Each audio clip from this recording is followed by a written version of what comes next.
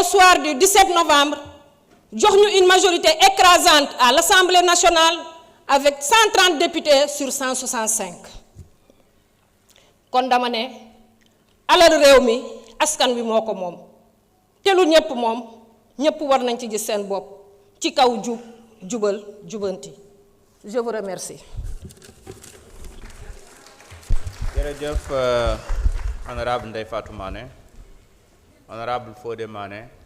Bakary Diédhiou se prépare.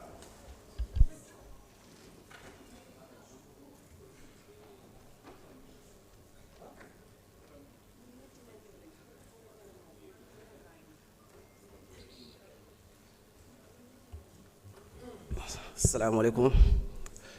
Monsieur le Président, maa ngi leen nuyu.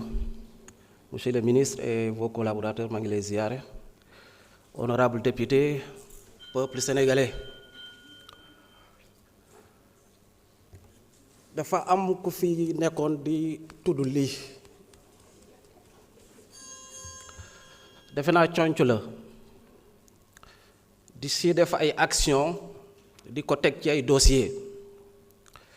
Dossier yooyu dafa bokk ay dossier yoo xam ne OFNAC la woon. Li tax projet de loi bi nga xam ne 12/2025 ma war a bokk wala danaa bokk ci nga xam ne dañ koy voté loolu kese pour man doy na ci preuve wala ci raison pour ñu mën a voter loi bi. Sans que je faisais un jeu avec certains collègues par rapport à la traduction dans nos langues nationales du mot, du concept corruption. J'avoue que les réponses étaient tellement surprenantes et jusqu'à présent certains des collègues disent que ñu wër quoi ba tey amaguñu. Guerre en wolof c'est clair, mais en joola c'est comment? En halpulaar on dit comment? Pas facile. Loolu lu muy teg ci peut-être en reprenant la réponse de quelqu'un nee na dans nos communautés dans les sociétés sérères en réalité la dignité de nos concitoyens mayu leen ñuy def yenn yi mais malheureusement la réalité est tout autre parce que la corruption est partout dans nos sociétés. Elle est partout parce que dañ koy def. Parce que fi corruption am ñaar acteurs ñoo fa am il y a un corrompu mais dafa am corrupteur aussi partout. Il suffit juste d'aller ci garage yi ku fa dem place bi jiitu ci cette place yi vous connaissez l'histoire pas besoin de continuer la phrase. Mes chers compatriotes qui sont au niveau de la diaspora parfois rien qu'un extrait de naissance da ngay gis ñoo xam ne dañ ciy fay plus de 200 000 francs CFA ou 300 000. C'est de la corruption. Est-ce qu'on a besoin de traduire cela dans nos langues? Yaakaaruma ko parce que ñun ñëpp dañ koy dund te xam nañ ko mais il faut que ça cesse. Il faut ñu dakkal ko parce que amuñu beneen choix. Il y a quelqu'un qui était là qui présidait aux destinées de ce pays qui disait qu'il allait réduire l'opposition à sa plus simple expression. Mais nous avons l'obligation à travers ces lois et à travers nos comportements individuels et collectifs, de réduire la corruption à sa plus simple expression. Ce pacte, nous devons le signer aujourd'hui. L'État a une part de responsabilité, mais le peuple aussi a une part de responsabilité dans ça. Responsabilité partagée et plus que partagée.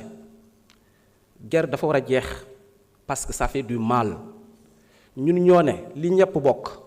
Il faut que ñëpp jot ci mais yow am loo xam ne 1 million lañ fa war a gagner ci état on te donne 100 000 francs tu fais perdre les 900 000 naxasaay parce que yow sa intérêt boobu kese nga koy xool. Est-ce que on est conscient de cela? Nous sommes tous concernés et interpellés et ça doit cesser. Avec OFNAC bu bees bi conc jeex na conc dana am de mais nii lay demee nii. Pour pousse corruption bi mu dem mais pas conc pour nëbb wala di def leneen incha allah dana jeex mais dana jeex parce que ñun ñëpp dañoo war a engagé wu pour dire non suñu religion que ça soit l'islam ou le christianisme wala dans nos cultures, mais c'est banni. La corruption est bannie.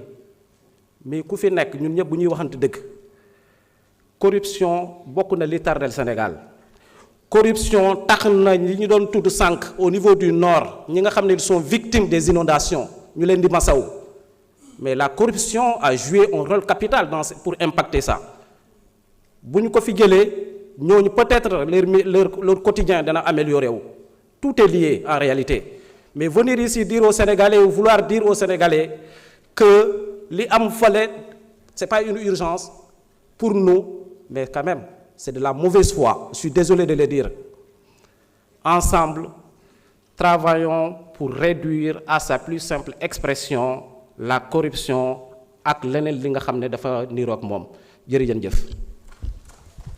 Merci beaucoup.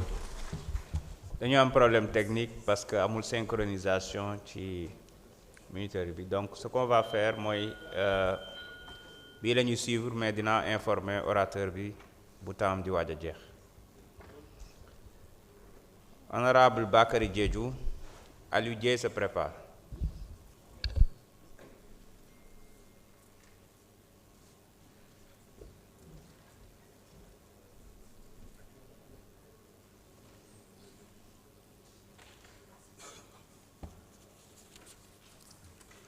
Monsieur le Président, Monsieur le ministre garde des Sceaux, chers collègues honorables députés, Mesdames, Messieurs les techniciens des médias, je voudrais à l'entame de mon propos présenter mes condoléances à l'ensemble des députés, particulièrement à ceux de la 14e législature, suite au rappel à Dieu de notre collègue Fanta Sall, une dame avec qui nous avons partagé de grands moments durant cette 14e législature. Monsieur le Président, le collègue qui m'a précédé ici m'a demandé comment on dit corruption en Diola.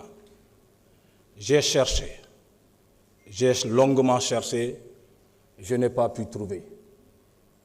Je me suis rappelé et je me suis contenté de lui dire sama mami xamuñu woon lan mooy ger Diola xamul lan mooy ger te Diola dignité mayu ko mu nangu ñu koy ger. Voilà pourquoi dans la communauté Diola ce mot n'existe pas et s'il faut trouver, il faut construire une expression longue pour pouvoir le dire. Donc voilà la réponse encore une fois que je vous ai consacrée. Monsieur le Président, la communauté internationale, après avoir mesuré les méfaits de la corruption, a compris et fait de la corruption, de la lutte contre la corruption, un moteur et un gage de croissance économique. La communauté internationale a créé la Convention des Nations Unies contre la corruption. Au niveau régional, nous avons la Convention de l'Union africaine sur la prévention et contre la corruption. Le Sénégal ne pouvait pas être en reste après avoir ratifié ces textes internationaux. À l'image de ses voisins comme la Côte d'Ivoire qui a mis la grande autorité de la bonne gouvernance logée à la présidence de la République. J'ai entendu quelqu'un dire que l'OFNAC ne doit pas être logé à la présidence de la République.